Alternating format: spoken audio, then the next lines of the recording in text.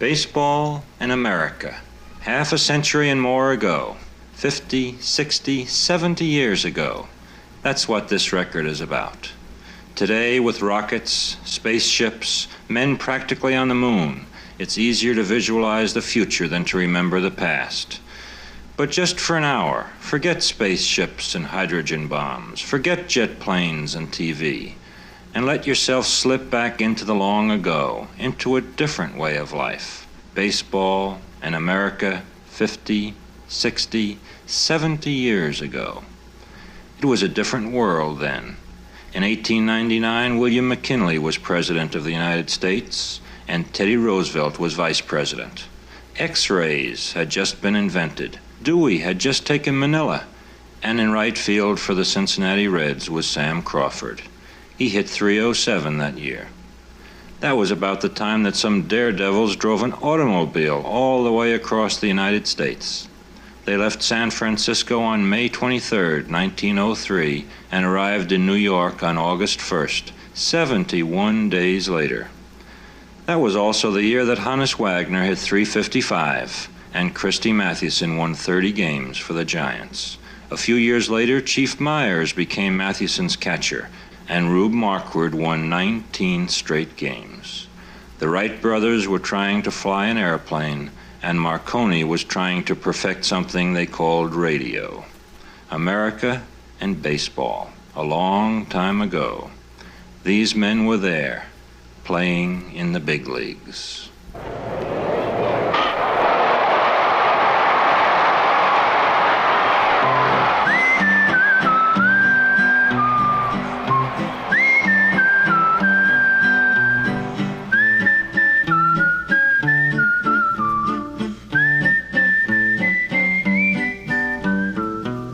Were there many Indians in Riverside when you grew up here? Oh, no. There used to be a rancheria down there, but they finally got pushed away to the hills. You weren't on a reservation of any sort? Oh, I was when I was a young fella. We lived on a reservation for a time, went to school on the reservation when I was young. Went to school there. In fact, I went east and availed myself of a college education at Dartmouth College. However, I didn't finish, which is one of the regrets of my life. You know, Dartmouth is just like the Giants. Once a giant, always a giant. And this is quoted from Chaucer. He said, once a Dartmouth, always a Dartmouth. So you never lose that affection for the school, regardless. If you just get in there and get a cup of coffee, they instill that spirit into you. How did you get started to play baseball? I got started playing ball because I liked it. That's all. I was just going to school. And that way, and of course, when I got out of school, I started playing baseball professionally. How did you get signed up with your first organized team? Who signed you? Well, I don't know. We never had any scouts in those days or anything. You're thinking modern. There's nothing like that. You just put yourself in. If you like to play ball and they saw you, they took you, that's all. And you proved yourself. Yeah, I started playing ball when Dewey took Manila. In 1898? Yeah. There was no scouts when I started out playing ball. The game was not a well thought of game like it is today. Today it's mostly college men in there and everything, and they're admitted to the first-class hotels and all that sort of thing. We were just a second-class citizens, weren't even worse. Well, in the early days, yes, you weren't admitted to hotels, that is first-class hotels. Why, baseball was a rowdy game. It was just like the sailors in Boston. In the park, in the Commons, no sailors allowed. We were in that class. Were you a pretty tough bunch? Well, you had to have guts or you wouldn't stay there. That's all there was to that, even on your own ball team. You were always a catcher, by the way, weren't you? Always a catcher, yeah. How did they treat you, a rookie coming up? Well, you couldn't, I don't like to say this, but in those days, when I was young, I was a foreigner. I didn't belong. I was an Indian. In those days, those tough babies, they didn't consider a youngster at all. I remember when I broke in with the Harrisburg Club, they had a whole lot of old timers on there. The pitcher was pitching out there. Gee, I wish I could think of his name, this old distracted globe of mine, pardon my Shakespeare. This pitcher was a spitball pitcher. And the first ball he pitched, he hit me right in the belly with it. Because I'd called for a fastball, he threw me a spitter. He crossed me up all the way. And there I was, a young fellow behind the bat being crossed up. So I didn't give him any signs at all. Because I was on my own then, I could catch him. I wasn't expecting anything. He says, "What's the matter, not giving any signs?" I says, "What's the use?" I says, "You go ahead and pitch." And I caught him. And when it came time to bat, I had no bat. We used to carry a bat in those days. I got a bat bag now yet. So it came my turn to bat, and a couple of men on bases too. And I went to pick up a bat, and some guy says, "Hey, Busher, drop that bat." So I looked at the manager and I says, I haven't got any bat, I said, just like that. You know, he went over there and grabbed the bat and handed it to me. I had no choice of bat or anything. But we went up to bat. Well, the first ball was kind of high and inside at the old head. Kind of tied me down, you know. I figured it'd be like that. It's tough. However, on the next pitch, I hit one into the Susquehanna River.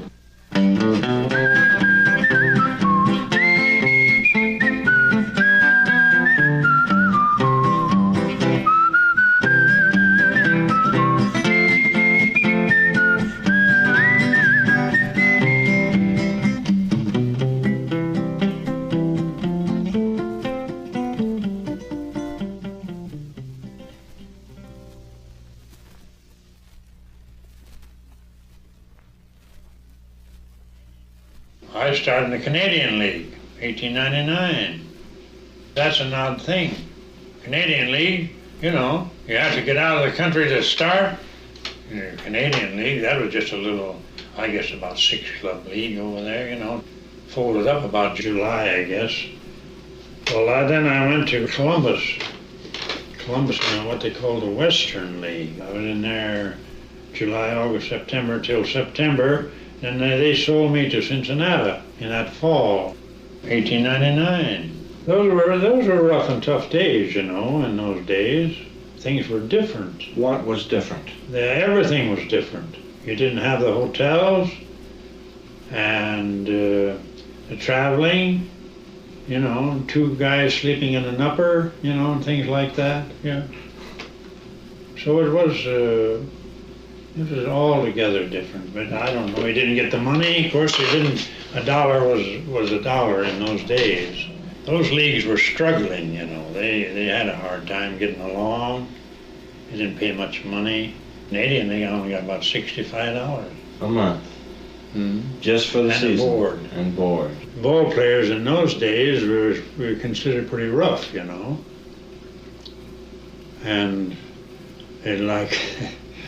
A lot of, if you had the time, you could go back and reminisce, you know, go back and think of the old days. I can remember Detroit Club, that was in 1903, or even before that, you know, in Cincinnati. they had you go in a dining room in a good hotel, pretty as good as you can get. But they always shoved you way down in the corner somewhere, you know. There's the ball, comes the ball player, down in the corner. Well, did you ever hear of Kid Elberfield? Sure. With the Yankees up on the hilltop? Well, he was in Detroit. He played in Detroit with Kid Gleason. Tough little guy, too. But they was in some hotel somewhere, shoved us down, way down in the corner. And they had, those days, they had all tile floors, you know, little square tiles, you know. And they're down there and couldn't get any waiters, you know. Well, this is true, you know. He said, I'll get you some waiters, fellas. So he took one of the plates. He sailed it up in the air, you know, and it'd come down in a million pieces, you know, hit that cement, tile floor, you know, spattered. He had 4 or 5 waiters around there in no time. But that's the kind of things that happen, you know, those things. They stand out in your memory, you know. So you see, you go way back in the tough days.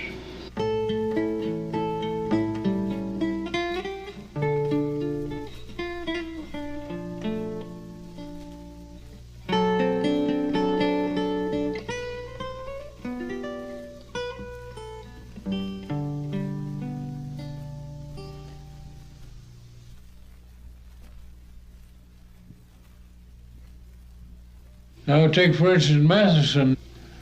I don't think he ever walked a man that is from being wild, that is no control. I don't believe he ever walked a man in his life. The only time he ever walked anybody was expedience. Pitching too fine to him, you know, not letting him get a good ball. But there was never a time that he couldn't throw that ball over the plate. Who called the game, Mathewson or you? I call it. But if you don't feel right about it, why, he shakes his head. Did he often shake you off? No. Manny never shook me off. What was he like as a person? Wonderful character. Lovely character. Gentleman in every way. If you made an error or anything behind him or anything of that sort, he'd come and pat you on the back and say, you know, we'd love to play for him. We'd break our necks for that guy. I understood he was a very, very good checker player. Oh, you see, that's what made him a great pitcher. His wonderful retentive memory. Anytime you hit a ball hard off of him, you never got another one there. Those fellas back there, they use their head in baseball a whole lot.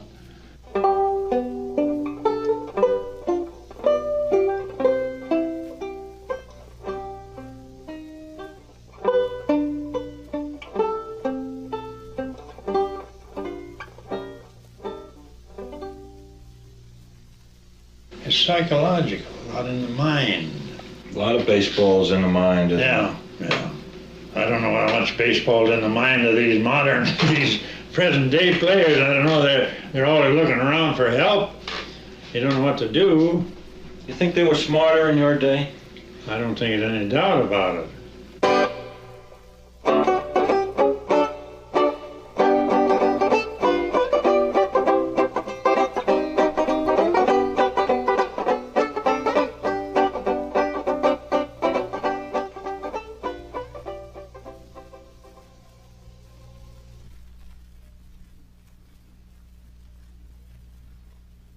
Ball players get traded from one team to another so much.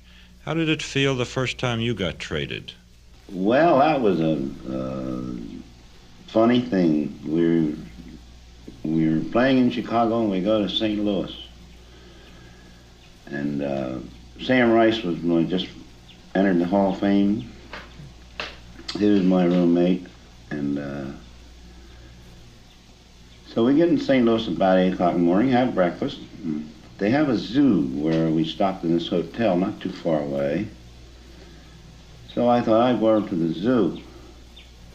So I was over there, they had bears over there, and I used to give them peanuts and things like that, and monkeys. And so I come back to the hotel, and Sam is sitting out waiting for me. He said, "You're in the wrong hotel." I didn't get it.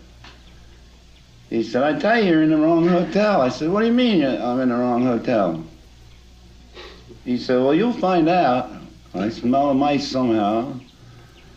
And he said, "Well, do you know that they traded you to St. Louis Browns?" I said, "No." "Did they really?" Well, it broke my heart.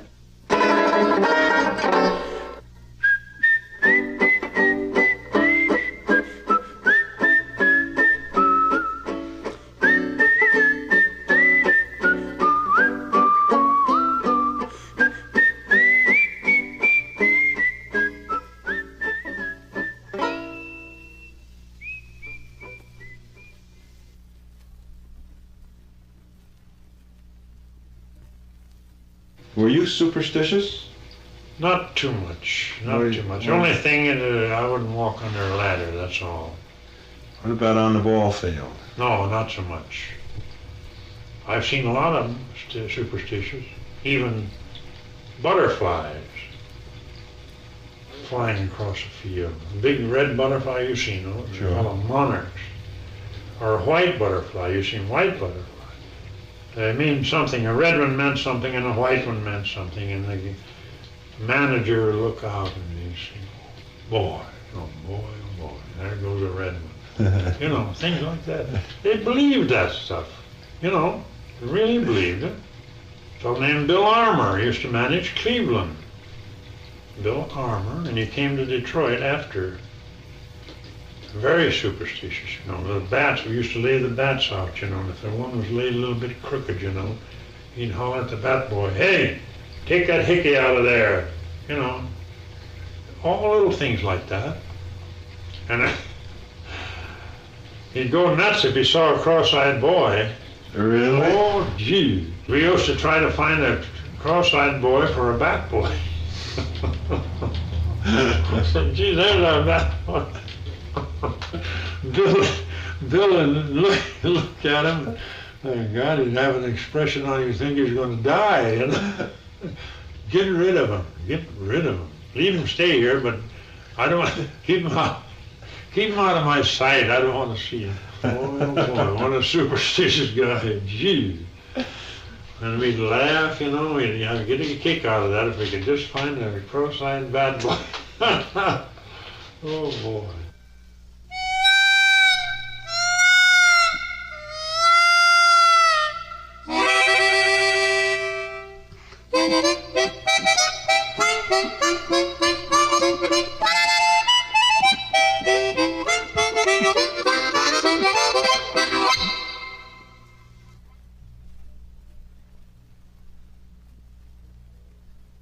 The true story is going to be as I'm going to tell you now.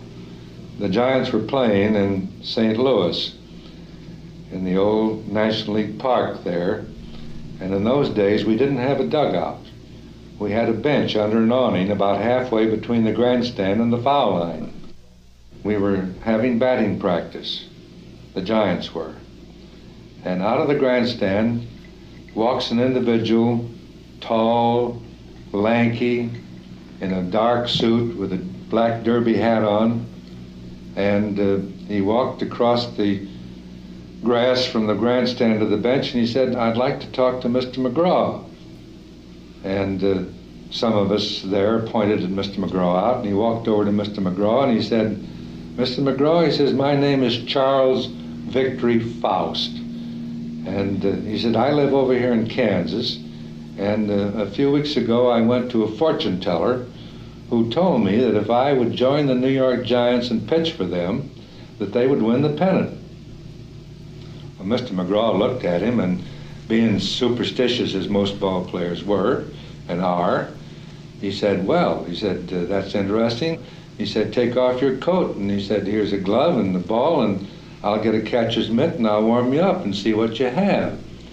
And so they got up in front of the bench and they tossed a few balls back and forth, and And Charlie Faust said, well, I better give you my signals. So they got their heads together, and he gave him 5 or 6 signals, and McGraw would give one signal, and Charlie would wind up, and his wind-up was like a windmill. Both arms went around in circles for quite a little while before he let go of the ball. Well, every different sign that McGraw gave, the ball came up just the same. There was no difference in them whatever. And there was no speed. It was probably enough to break a pane of glass, but that was about all. And so McGraw finally threw the glove away, and he caught him barehanded, because he said, well, to himself, this guy's a nut. He said, I'm going to have a little fun with him. And he said, how about your hitting? Can you hit?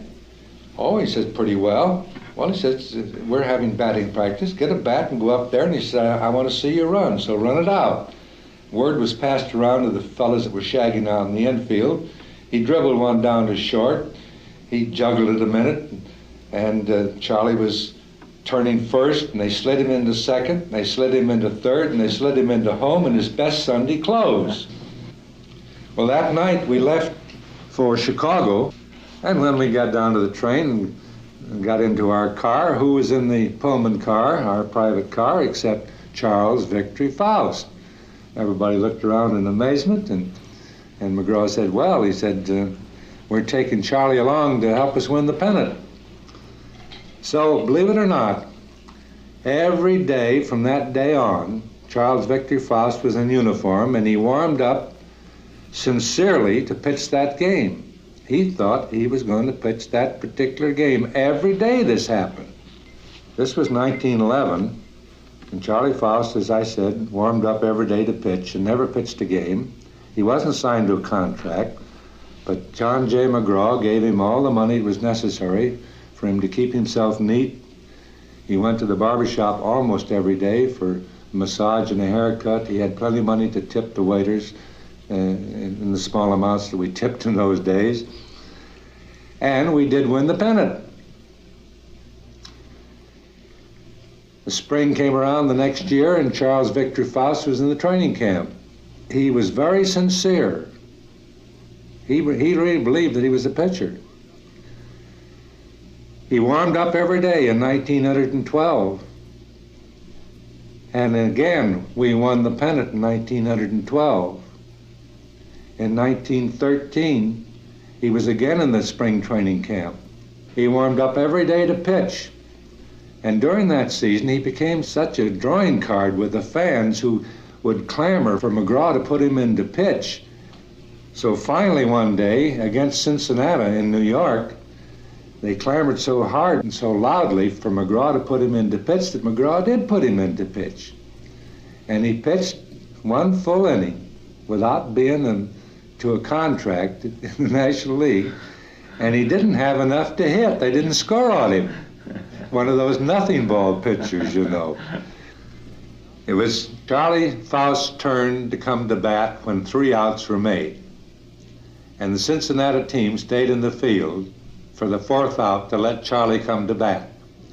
And the same thing happened then that happened the first time that Charlie ever came on the field in St. Louis in his Sunday clothes. They slid him into first, second, third, and home. He was such a drawing card at this stage that a theatrical firm gave him a contract on Broadway in one of those 6-a-day shows, you know, starting in the afternoon, going through the evening.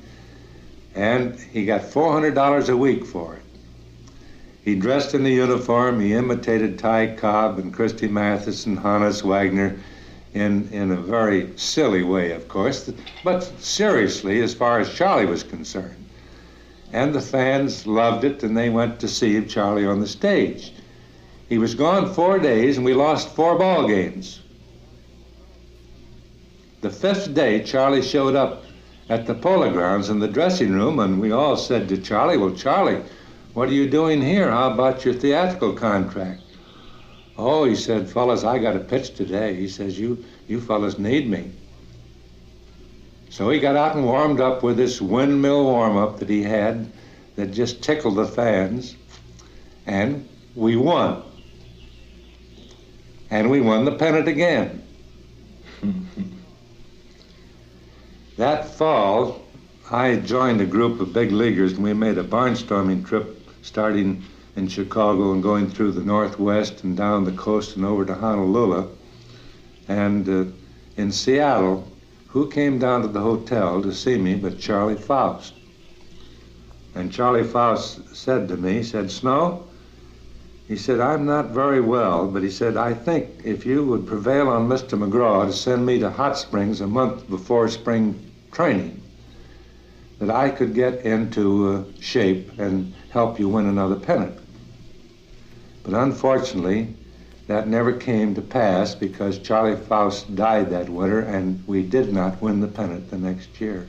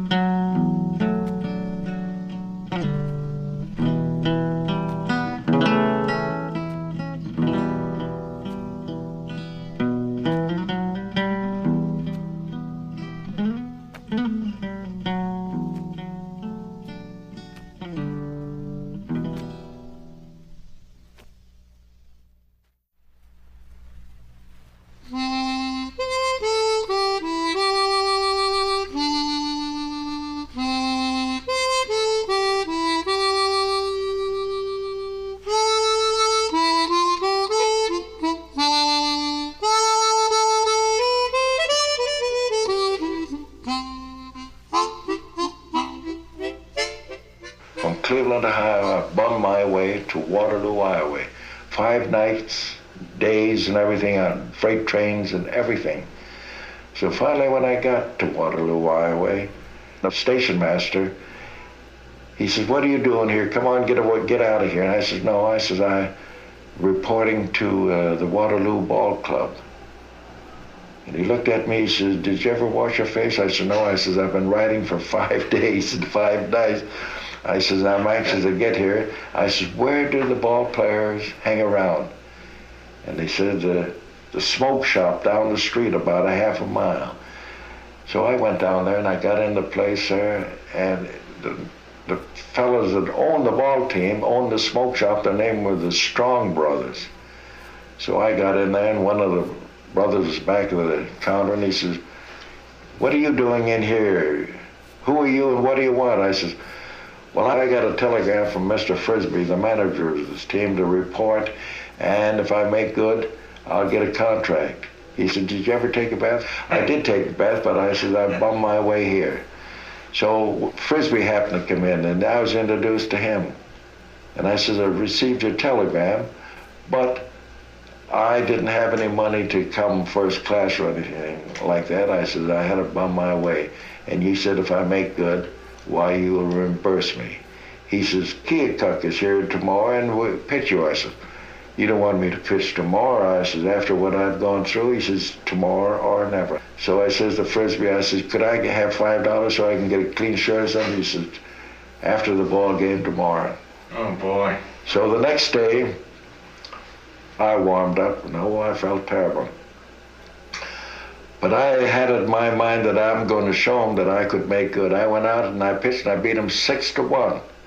And that night I thought, sure, by winning a ball game, I could get $10 advance on my salary. So I asked him, I says, "Mr. Frisbee," I says, "I showed you that I could deliver the goods."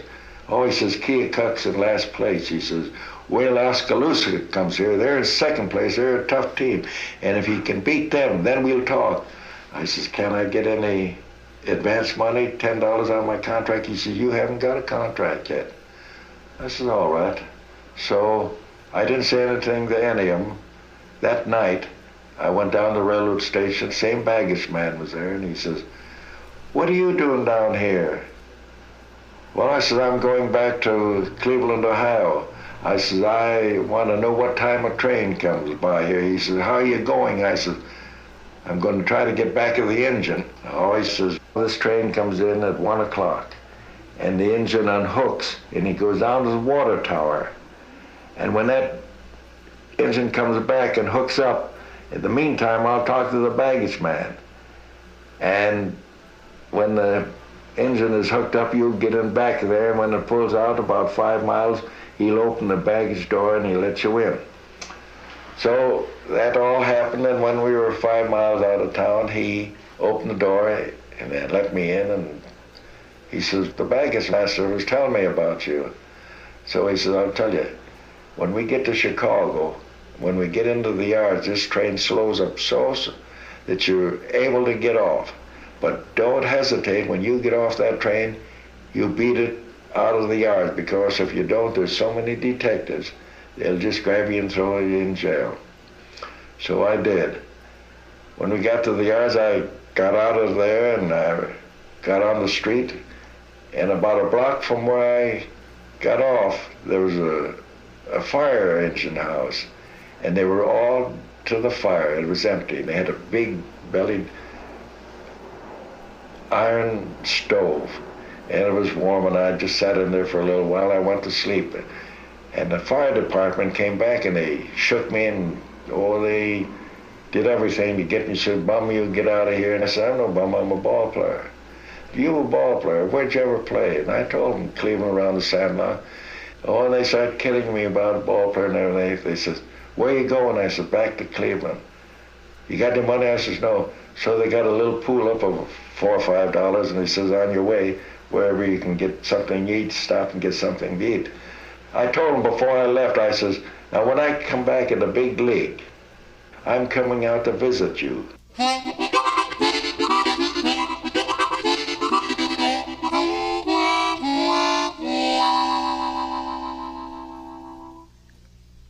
So, in 1908, I went to Indianapolis. My first year with Indianapolis in 1908, I broke all world's records. I pitched 48 full games, won 28 of them, had the strikeout records and the least base on ball during the season and the least hits and everything like that. So I was sold to the New York Giants for $11,000. And at that time, that was the highest price that ever was paid for a ball player. $11,000. $11,000. And when the team got to Chicago, I went out to that firehouse. And the only one was there that was when I first got there was the lieutenant. I walked up to him and I said, Lieutenant, I said, do you remember me? Never saw you before in my life. He said, I don't know who you are. Well, I said, remember a couple of years ago, you caught me sleeping back of that stove there? Oh, he says, you the fella that's the ball player? I says, yeah, remember? I said, my name was Marquardt, Richard Marquardt. He says, yes, what are you doing here? Well, I said, I'm in the big league. I told you when I'd get in the big league, I was coming out. He says, who are you with? I said, I'm with the New York Giants. And boy, when the Giants would come to Chicago, he'd have all the kids in the neighborhood, everybody around there. And I'd come out there and sit in front there and talk to them and things like that. I did that for years. Every trip we got to Chicago, I'd go out and see him.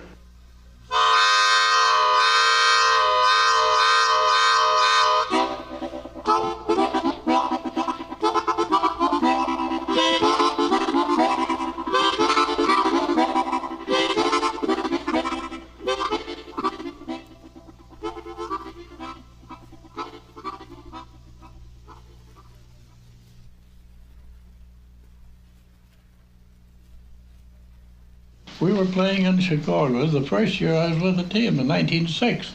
Come the ninth inning, score was 2-1 in favor of the White Sox.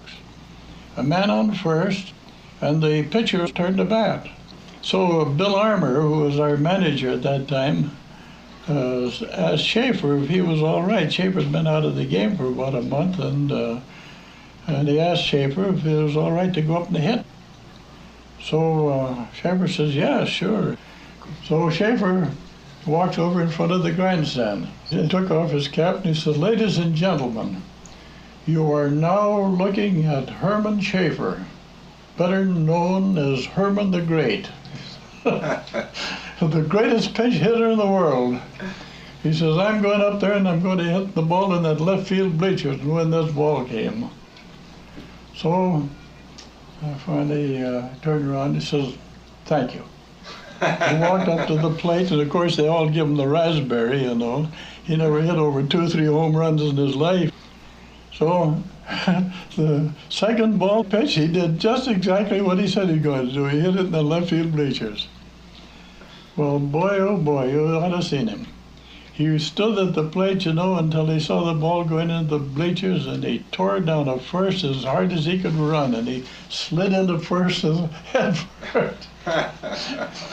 And he pulled off his cap and he said, "Schaefer leads at the quarter." And he tore down to second and slid into second. He said, "Schaefer leads at the half." And the same at third and the same at the plate. When he slid into the plate, he turned around and he says, "Schaefer wins by a nose." And he walked over in front of the grandstand and took off his cap and he says, "Ladies and gentlemen," he says, "I want to thank you for your attention." And laugh away. Of course, I was laughing my head out of the damn fool. Schaefer was always funny to me anyhow. And well, you know, it was one of the funniest things I think that I ever saw, and it's so unusual today. You know, they think a guy was crazy if he did that. But in those days, you know, you could pull stuff like that, and the crowd enjoyed it. They would enjoy it today, but of course they wouldn't let you pull anything like that. And of course that made Schaefer, you know, winning the ball game that way. But we went back to Detroit the next day and played Cleveland. And of course Schaefer goes back into the game. Schaefer came up the first time, and of course everybody in the ground said, "Hooray, Schaefer," you know, for winning the game the day before. Give him a great send-off. So he took 3 swings and struck out. And the second time he came up to bat, of course it was still a "Hooray, Schaefer," but not quite as much of an ovation as he got the first time. He struck out again. Third time he came up to bat, no commotion at all, no ovation. So we come to the fourth time at bat. I think it was the 9th inning. Anyhow, Schaefer didn't want to get up to bat again. I looked at Schaefer, started laughing. Schaefer had to get up the 4th time, you see, after striking out 3 times. And of course the crowd then, "Take the bum out." I said, you know, that's the baseball crowd, you know. "Take him out, take the bum out."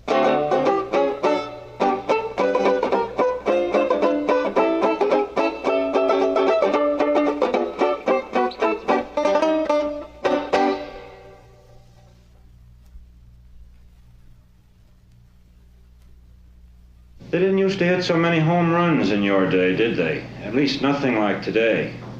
You see, back in up until 21, they had a dead ball. Well, you couldn't hit that ball. Only way you get a home run is as an outfielder fall down. But you couldn't hit that ball. I caught a many a ball would be mashed on one side. Come out there and be jumping, and you look at it flat on one side. See? Is that right? Yeah. Of course, they weren't wrap tight. A ball was fouled off, come back. Well, if it had a rough place on it, all the umpire done take his finger like that and push it down and throw it back out there. And if it had a sliver, he'd pull it off, you know, and take his finger and give it back to the pitcher. He never threw any balls out.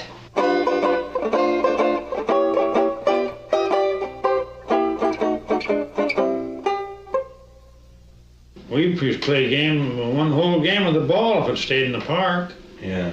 Lopsided and black and everything else. You saw some mighty good pitching, didn't you? Walter Johnson. Were you playing the day Walter Johnson pitched his first major league game? I beat him.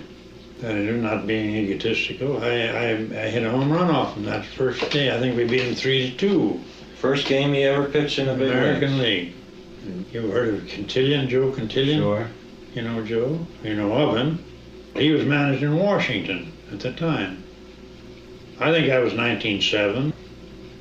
We were after the pennant then. That was our first pennant. But Joe was always kidding. He was a kidder, you know. Joe was a nice guy. He was an umpire too later. Joe told us, he said, as we come out the bench, and he says, well, boys, I got a big apple knocker who's going to pitch against you guys today. You want to watch out for him. He's got a Swift. He's plenty fast. You know, he told us that. And then here's Walter. He's just a string of a kid, you know, tall, lanky. Walter had just reported, you know, from Idaho or somewhere. Didn't have a curve, but he had that fastball.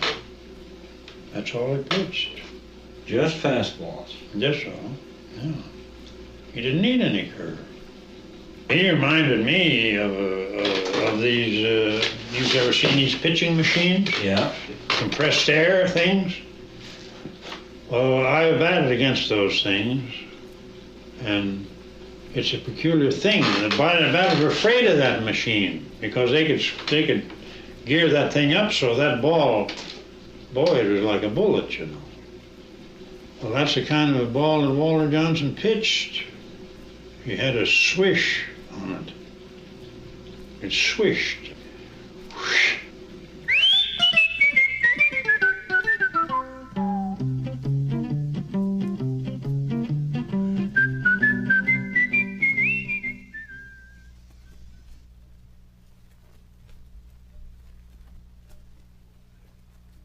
When you were batting, how close could you see, or did you watch the ball until it actually hit the bat?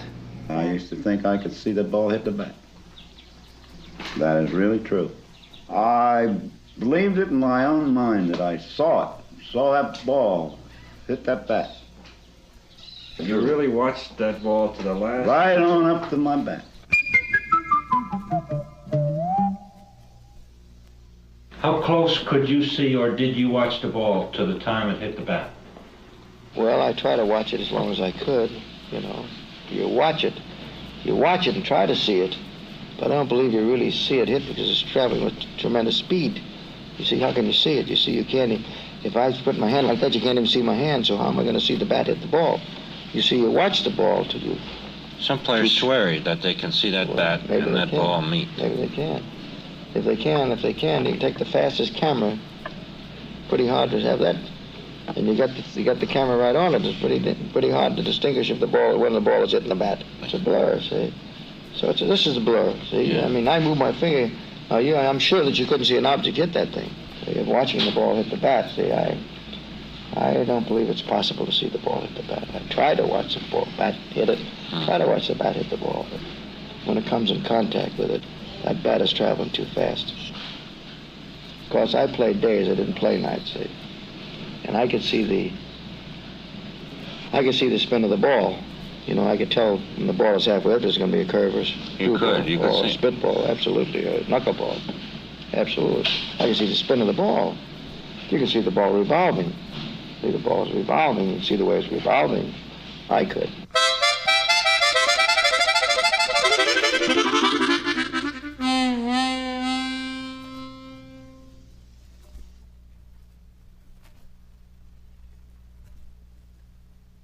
Did you know Chief Sockalexis?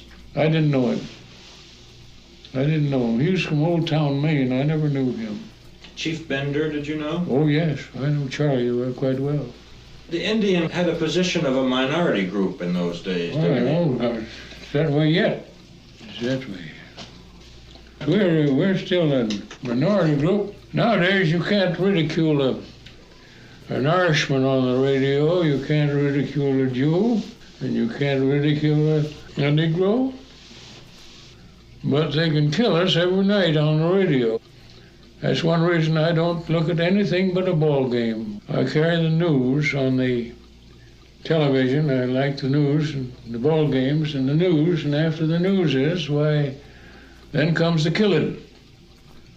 Those things I don't like to talk about. I know them, I see them. In the old things, we had a saying, if anything was honest and upright, we'd say it is on the square. They've even turned that word around. Square deal is no more, you're square. Where did he get that stuff anyhow?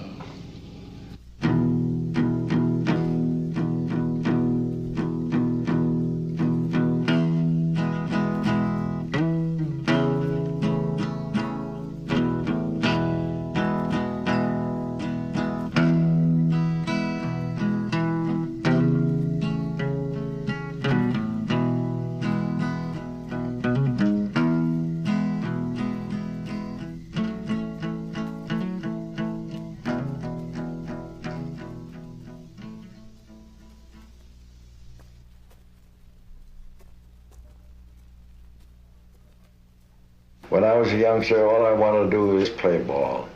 And my father was against playing baseball. He was the chief engineer of the city of Cleveland.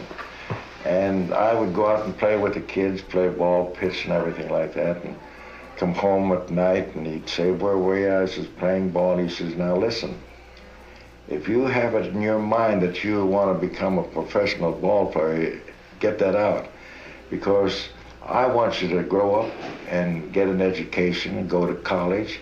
And when you have an education, you can go out and get a job. And if you haven't got an education, you're no good. And a ball player will never be any good." And I told him, when I grow up, I said, "I'm going to be a ball player." And I said, "You're going to be proud of me." My grandfather, my father's father, he liked baseball and everything. And he told my dad, he said, "Now listen, when you were a youngster, I wanted you to be something. I wanted you to be a stone cutter, same as I did. Same as I did when I came here from the old country." He says, "No, but you wanted to be an engineer. So you became an engineer. Richard's going to be a ball player." And he's so determined that nothing is going to stop him. So in 1908, I went to Indianapolis. And when I was ready to leave, my dad says, "Now listen, I don't want to see you become a ball player, but you've got your mind made up that you're going to be one.